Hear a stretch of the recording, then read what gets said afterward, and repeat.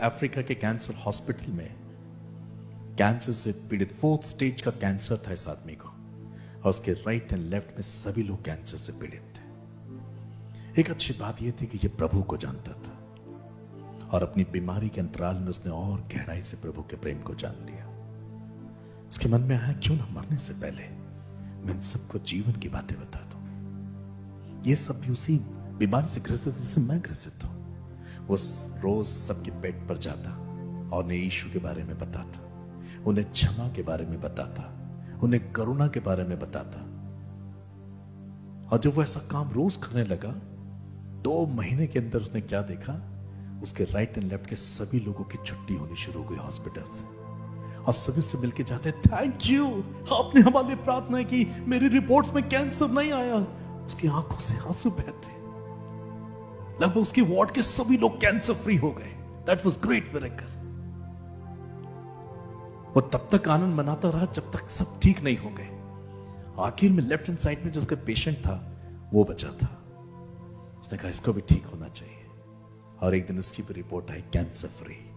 वो भी चला गया। अब ये पूरे वार्ड में अकेला था। अब इसको लगा, प्रभु मेरे बताने से, मेरी प्रार्थना करने से इस वार्ड की सभी कैंसर के मरीज कैंसर फ्री हो गए, और वो सब यहां से चले गए, पर मेरा कैंसर अभी भी ठीक नहीं हुआ। मेरा कैंसर अभी भी ठीक नहीं हुआ प्रभु। उसने इस बात को समझा, शायद हो सकता है मेरे लिए यही होगा कि मुझे बस यही काम करना था और यहां से सीधा खुदा के पास जाना होगा। तो वो रात को सो रहा था, और नाइट के वक्त में एक नर्स आई। वो नर्स एक गीत गुनगुना रही थी। वो गीत उसके कानों में पड़ा। वो गीत उसकी वो मां का गीत था, जो बचपन में से सुलाते वक्त, खिलाते वक्त, लोरी सुनाते वो सुनाती थी। ये प्रभु का एक गीत था, और वो गीत जब उसने सुना तो उसको आनंद से भर गया। उसने आंखें खोली। वो नर्स बहुत ही सुंदर थी। उसके चेहरे पे एकदम रोशनी थी, मां की ममता जैसा कुछ था। और वो उसके सर पर हाथ रखती। वो कहते, ये बड़ी अजीब सी नर्स है, इतना केयर कर रही है। उसकी रिपोर्ट्स देखती, उसके पास बैठती, और वो गीत गुनगुनाती रहती। वो कुछ नहीं बोलता, बस वो गीत सुनता। वो उसकी मां का गीत था। इतने वर्षों में उन्होंने वो गीत कभी नहीं सुना था, बस एक ही गीत सुना उसने। और उसके पास में उसके सर पे हाथ रख के बोला, बेटा तुम बहुत जल्दी ठीक हो जाओगे। बस वो चली गई। नेक्स्ट मॉर्निंग में उसे बड़ा अच्छा फ्रेश फील हुआ, जैसा अभी तक नहीं हो रहा था। और उस दिन सुबह की जो शिफ्ट में डॉक्टर्स आने थे, उसने उससे पूछा, सर वो नर्स का है नाइट वाली, कि क्या हुआ? और ये आज में बहुत अच्छा लग रहा है मुझे, अंदर से मुझे बिल्कुल स्वस्थ फील हो रहा है। मुझे पहले जैसे कमजोरी नहीं लग रही है।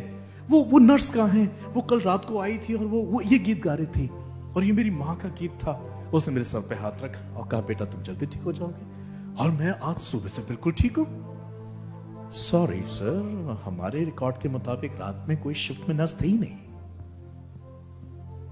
रात में कोई भी नर्स यहां नहीं थी। देखिए हमारे यहाँ सब अटेंडेंस है, सिग्नेचर करके आते हैं। कोई भी नर्स नहीं थी यहाँ। कब की बात है? रात की बात है। नहीं, कोई नर्स नहीं थी। तो फिर कौन था?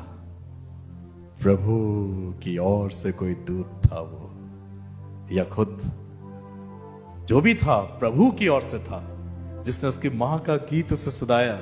प्रभु तो हमारे मन से बड़े हैं। और उसके सर पे हाथ फिर के कहा, बेटा तुम भी ठीक हो जाओगे। तो डॉक्टर्स ने उसका जो आनंद देखा, उसकी खुशी देखी, उसका टेस्ट कराया, देखा वो भी कैंसर फ्री हो गया। Hallelujah, praise the Lord.